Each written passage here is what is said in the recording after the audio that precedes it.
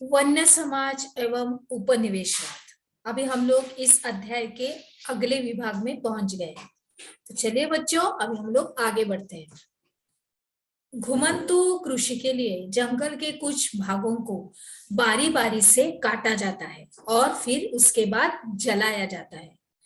Monsoon की जब पहली बारिश के बाद इस राख में बीज बो दिए जाते हैं और जैसे ही अक्टूबर और नवंबर में उसकी फसल काटी जाती है।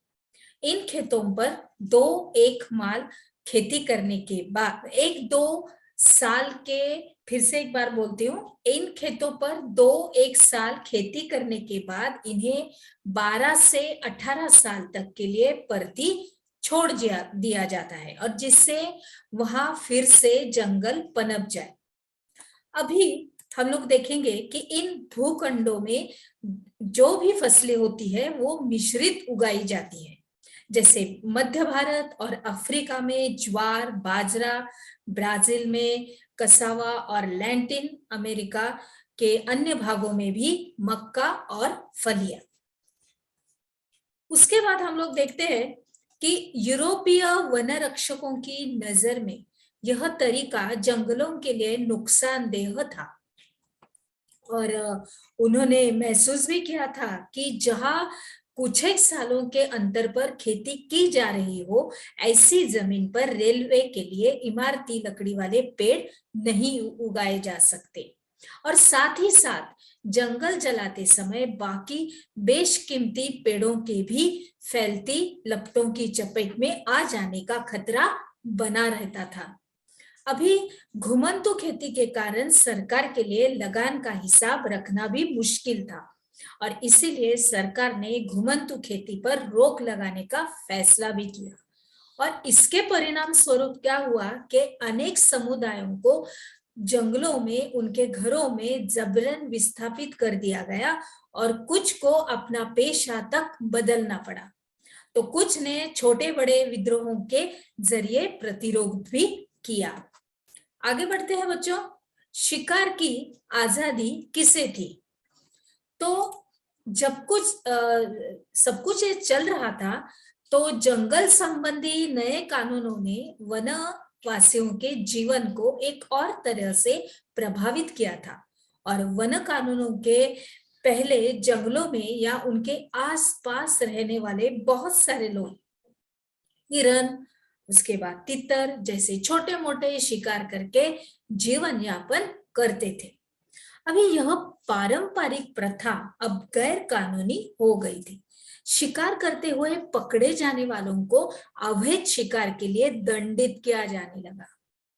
अभी हम लोग यहाँ पर एक चित्र देख रहे हैं कि मछली मारने वाला लड़का। अभी बच्चे अपने माँ बाप के साथ जंगल में जाते थे और बहुत ही जल्द वो भी मछलियां पकड़ना, उसके बाद वन उत्पादकों जो भी उत्पादन मिलता है उनको इकट्ठा करना, खेती करना सीखना, ये भी अपने माँ बाप के साथ ये छोटे छोटे बच्चे सीख गए थे। अभी बांस के ट्रैप को जिसे यह लड़का अपने बाएं हाथ में पकड़ा खड़ा है और उसके दूसरे हाथ में मछली भी इससे चली आती है। अभी आगे बढ़ते हैं। लगभग पूरी तरह लुप्त हो गई है। अंग्रेजों की नजर में बड़े जानवर जंगली बर्बर और आदि समाज के प्रतीक चिन्ह थे। अभी उनका ये मानना था कि खतरनाक जानवरों को मारकर इस तरह से उनका मानना था कि खतरनाक जानवरों को मारकर वे हिंदुस्तान को सभ्य बनाएंगे।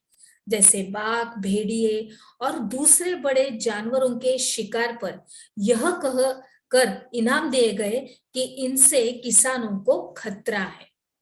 अभी 1875 से लेके 1925 के बीच में इनाम के लालच में 80,000 से ज्यादा बाघ, उसके बाद 1.5 लाख तेंदुए और 2 लाख भेड़िए मार गिराए गए और धीरे धीरे बाघ के शिकार को एक खेल की ट्रॉफी के रूप में देखा जाने लगा।